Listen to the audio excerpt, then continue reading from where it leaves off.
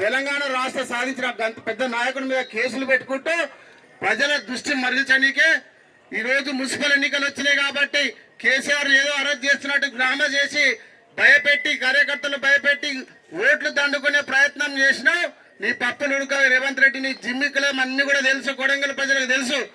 గత 2 సార్లు ఎట్లా గెలిచినావో, జిమ్మికు చేసి దొంగ మాటలు మాట్లాడి ఎట్లా గెలిచినావో కొడంగల్ ప్రజలకు తెలుసు. కాబట్టి నీ జిమ్మికులు నడవేయగా తప్పకుండా ఈ రోజు నువ్వు కేసీఆర్ గారి మీద అక్రమ అరెస్టులు చేస్తే పెద్ద ఎత్తున ఉద్యమం చేస్తాం. గ్రామాన కాంగ్రెస్ నాయకులను ఎమ్మెల్యేలను తరిమి కొడతామని చెప్పి మీ అందరూ కూడా తెలియజేసుకుంటున్నా. ఇప్పటికైనా అక్రమ కేసులు ఆపండి. కేసీఆర్ మీద కేసు పెడతావు, కేటీఆర్ గారి మీద కేసు పెడతావు, హరీష్ రావు గారి మీద కేసు పెడతావు.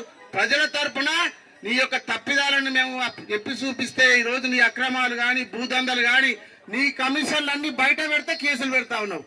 ఈ రోజు చూసినావు సింగరేణి యొక్క మైన్స్ పెద్ద ఎత్తున కుంభకోణం. నీకు ఉప ముఖ్యమంత్రి బట్టికి కొట్లాట అవుతుందా లేదా చెప్పాలి. మీకు ఇద్దరి మధ్యలో భూదందం నడుస్తుందా లేదా?